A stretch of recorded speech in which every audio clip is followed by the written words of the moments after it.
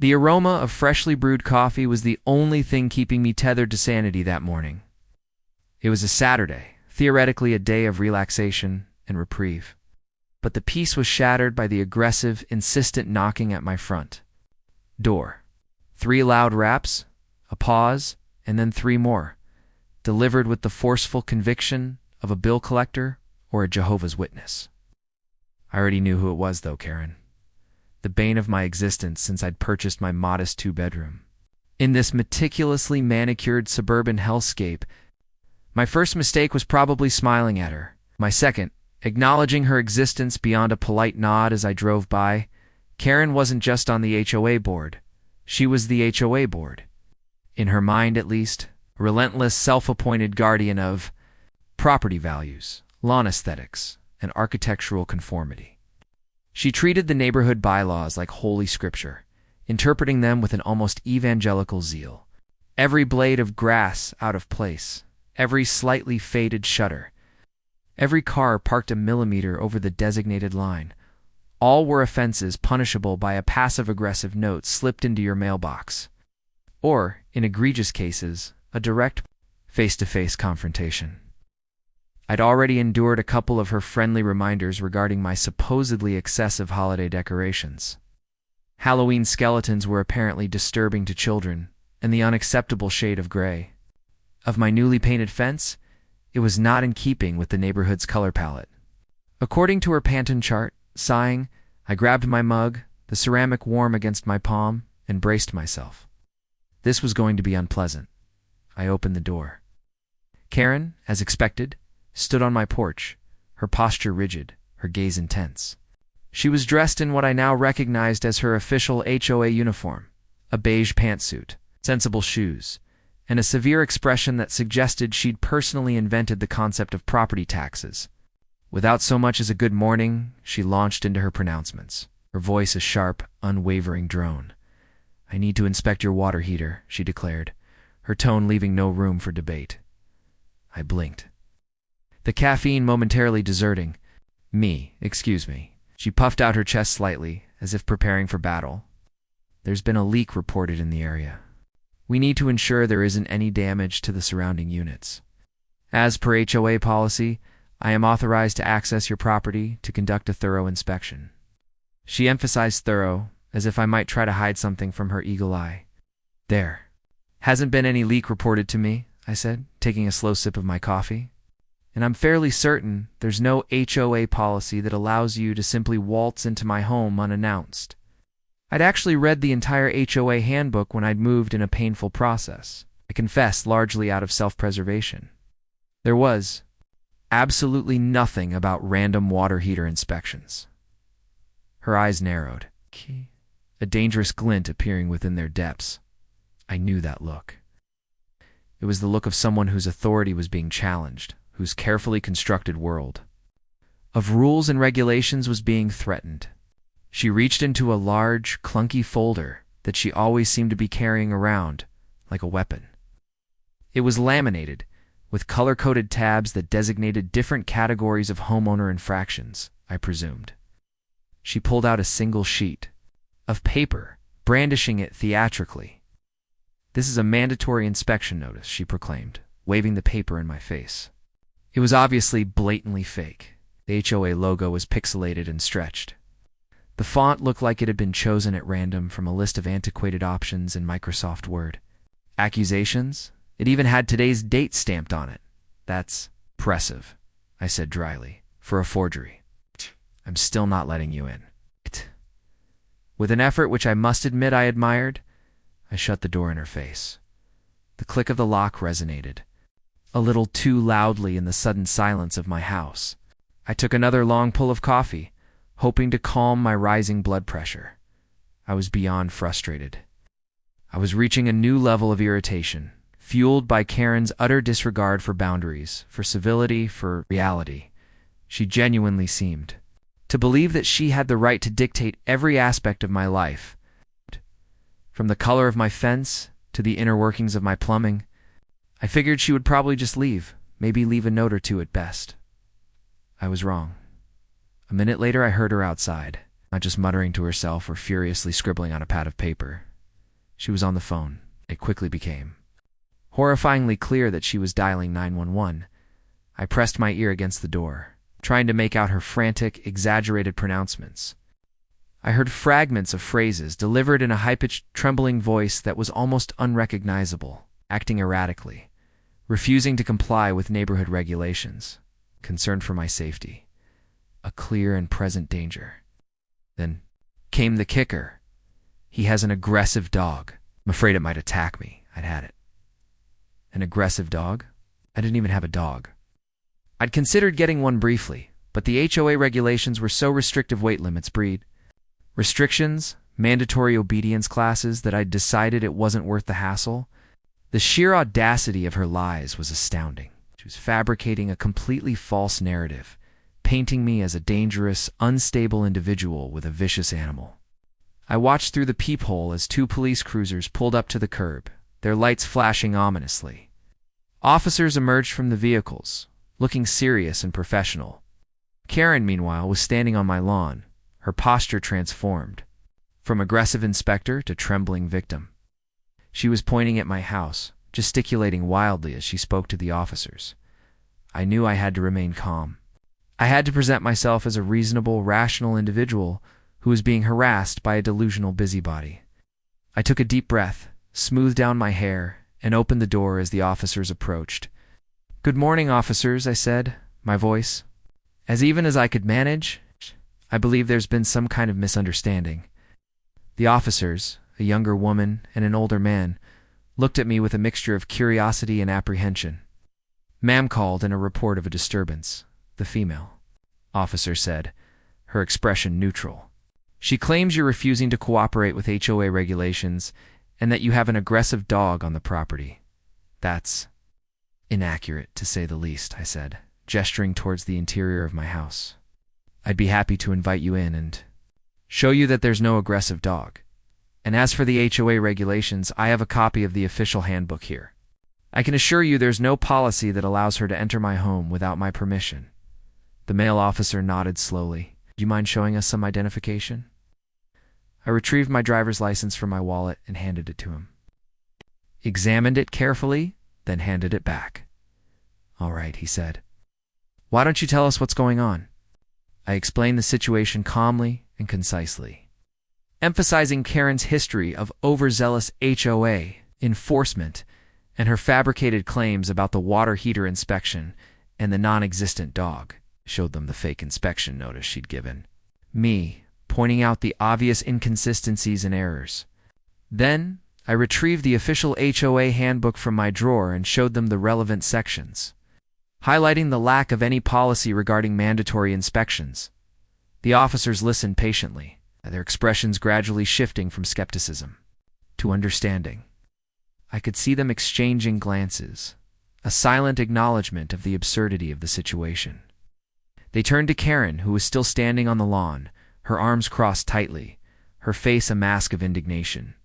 The female officer approached her, her voice firm but polite. "Ma'am, can you explain why you called 911?" she asked. "And can you provide proof of this HOA policy that allows you to enter this residence without the homeowner's consent?" Karen sputtered, her carefully constructed facade beginning to crumble. She stammered about leaks and responsibilities and neighborhood safety, but she couldn't produce any actual evidence to support her claims. The officers continued speaking with Karen, their questions becoming more pointed, their tone more skeptical. I could see her growing increasingly agitated, her carefully manicured composure dissolving under the pressure. It was a small victory, perhaps, but a victory nonetheless. However, I knew the battle wasn't won yet. It was entirely possible that the officers would simply issue a warning and leave, leaving me to deal with Karen's continued harassment. I needed to do more. This is where the real game changer came in. While Karen's behavior towards me had been infuriating, I had a gut feeling something was off. It seemed like more than simple busybody behavior and was giving me a nagging feeling to do some digging, while researching Karen's bogus HOA behavior earlier that month. My suspicions had led me down a rabbit hole of online documents, public records, and obscure neighborhood forums. I'd been up late for days, poring over spreadsheets and legal filings, driven by a mixture of righteous indignation and morbid curiosity. And what I'd discovered was far more shocking than I could have ever imagined. It turned out that Karen's obsessive control over the neighborhood wasn't just about enforcing rules and regulations. It was about something far more sinister: money. I remember the shock. I was drinking warm tea, trying to stay up, and I spat it everywhere. Quietly, and without any authorization from members, she'd filed paperwork changing the official HOA mailing address. She'd changed it to her OWN house. She'd been intercepting everyone's HOA dues, deposit them into her own personal account, and managing them herself. She even created fake citations for minor infractions, parking violations, unkempt lawns, overflowing garbage cans, and pocketed the money from those as well. It was a small-scale Ponzi scheme, operating right under our noses. Fueled by Karen's insatiable desire for control and her complete lack of ethical boundaries, the emails themselves were brazen, directing homeowners to send checks to her personal address, complete with detailed instructions for avoiding any mention of HOA dues in the memo line. The check receipt was a photocopy of one of her deposits, clearly showing her name and bank account number. And the address change request was a digital document, filed online under the HOA's official name and password, which she'd apparently managed to obtain through some kind of administrative manipulation. It was all there in black and white. Irrefutable evidence of her fraudulent activities. I showed the officers my evidence: the stack of printed emails, the damning check receipt, and the address change request which she filed online under the HOA name. It was all tied to her. The officers exchanged a look of growing concern. The female officer turned to Karen, her voice now noticeably colder. "Ma'am," she said, "we need to ask you a few questions about the HOA funds. You currently handle any of those funds?" Karen's face paled visibly. She stuttered, fumbling for words, her carefully rehearsed lies crumbling around her. She tried to deny everything, claiming it was all a misunderstanding, a clerical error, but her voice lacked conviction. Sweat beaded on her forehead, and her hands trembled slightly.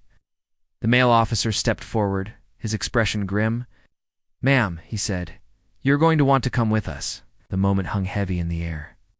Karen's carefully constructed world had come crashing down around her, exposing her for the manipulative, fraudulent individual she truly was. I think it was pure shock that I felt at first. I'd never been so close to crime before. She stood there, speechless, her eyes darting back and forth between the officers, me, and the small group of neighbors who had started to gather on the sidewalk, drawn by the flashing police lights and the commotion. I recognized Mrs. Henderson from across the street, who always stopped to say hello. Then there was Mr. Davies, the retired accountant who lived 2 houses down. A few more appeared, and the little gathering grew and grew. The female officer took her gently by the arm, guiding her towards one of the patrol cars. Karen resisted slightly, trying to pull away, but the officer's grip was firm. As they walked towards the car, Karen turned to me, her eyes filled with a mixture of hatred and desperation. "You'll regret this," she hissed, her voice barely audible. "You have no idea what you've done." I simply stared back at her, my expression unwavering. I wasn't afraid of her threats. I knew that I had done the right thing, not just for myself, but for the entire neighborhood. They didn't arrest her right there, but she was escorted away for questioning. One by one, the growing crowd of neighbors began to mutter to each other, clearly confused. I heard phrases like, "What's going on?" and "fraud" amongst the growing crowd. The patrol car doors slammed shut, and the vehicles pulled away from the curb, their lights still flashing. As they disappeared down the street, a wave of relief washed over me. The immediate threat was gone, but I knew that the fallout from this incident was far from over. I did a quick prayer in my head, hoping that I would still be safe. That night, Karen's house was swarmed with HOA members and disgruntled neighbors, demanding answers. The news had spread like wildfire through social media, and everyone wanted to know what was going on. It was a chaotic scene, with people shouting accusations, waving copies of bank statements, and demanding the return of their stolen funds. Mr. Davies, the retired accountant, was trying to maintain some semblance of order, but his efforts were largely futile. One particularly tech-savvy neighbor filmed the entire confrontation on his phone and uploaded it to Facebook. The video quickly went viral, attracting thousands of views and comments. Karen's name was now synonymous with greed, corruption, and the worst excesses of HOA overreach. It was a public shaming of epic proportions. And let's just say Karen wasn't running the HOA anymore after that. In fact, I don't think she ever showed her face in the neighborhood. Again, after that night, it was a complete whirlwind of information and panic. From the small crowd of people when the police took her away, to a huge gathering of neighbors, and the final Facebook post had made its way around the whole town. I realized at that point I'd become a local hero. The days following Karen's departure were a strange mixture of relief and uncertainty. The atmosphere in the neighborhood had shifted dramatically. The oppressive weight of Karen's constant scrutiny had lifted, and a sense of freedom and camaraderie had begun to emerge. People started talking to each other, organizing impromptu gatherings, and working together to rebuild the HOA from the ground up. I even saw a family painting their house bright pink, something that would have never happened under Karen's reign of terror, however. The legal ramifications of Karen's actions were still unfolding. The police investigation was ongoing, and there was talk of potential criminal charges. The HOA members were scrambling to recover the stolen funds and implement new financial controls to prevent similar incidents from happening in the future. A new board was elected, comprised of ordinary homeowners who were committed to transparency and fairness. I found myself unexpectedly thrust into a position of leadership. People were turning to me for advice and guidance, praising me for my courage in exposing Karen's crimes. I was uncomfortable with the attention, but I felt a sense of responsibility to help the neighborhood heal and move forward. I'm a software engineer, not a politician. I never wanted any of this. I volunteered to serve on the new HOA board, focusing on implementing stricter financial oversight and improving communication with residents.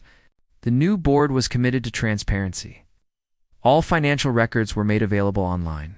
Regular meetings were held to discuss neighborhood issues and solicit feedback from homeowners. Completely different environment from before.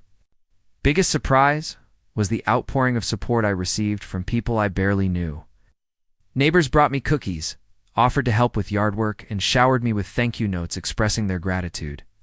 It was a stark contrast to the initial hostility I had experienced when I first moved into the neighborhood. I even received a handwritten letter from Mrs. Henderson from across the street, thanking me for saving our community from that awful woman. Oh, and that aggressive dog she mentioned. It became an inside joke in the neighborhood. Would greet me with playful barks, or leave stuffed animals on my doorstep as gag gifts. I even considered getting a dog just to play into the joke, but I ultimately decided against it. I wasn't ready for the responsibility. The only thing barking in my house was my Roomba. In the end, I decided to lean into the absurdity and named my Roomba Killer. I even bought it a little dog collar and attached it to the front. Now, whenever someone asked about my aggressive dog, I would proudly introduce them to Killer, the miniature robotic menace that kept my floors spotless. I even posted a photo of Killer on the neighborhood Facebook group, captioning it, "Beware of the beast. It's a great icebreaker and gets a lot of laughs." Karen's reign of terror had inadvertently brought the community together in a way that nothing else could. We had learned the importance of vigilance, transparency, and collective action. We had discovered that even in the most seemingly mundane suburban settings, there was always the potential for corruption and abuse of power. As for Karen herself, I never heard from her again. I assumed she was facing legal challenges and dealing with the consequences of her actions. Part of me felt a twinge of pity for her. A lot of it was schadenfreude. But mostly, I was reliving the moments when the police walked her away. She had let her ambition and her obsession with control consume her, ultimately leading to her own downfall. The experience taught me a valuable lesson. Never underestimate the power of one person to make a difference. Even in the face of seemingly insurmountable odds, it's possible to stand up to injustice and fight for what's right. I may have just been a quiet software engineer who wanted to live in peace, but I had inadvertently become a champion for justice in my little corner of the world. I look back to those weeks and can't help but laugh. And as I sat on my porch, sipping my coffee now in a mug that read, "I survived the HOA," I smiled. The sun was shining, the birds were singing, and the sound of Killer the Roomba was a gentle reminder that even in the most unexpected places, justice could prevail. It had been a long and strange journey, but I was finally home. In this time, it truly felt like a community. A few months later, the painting of my house started. Bright pink, of course.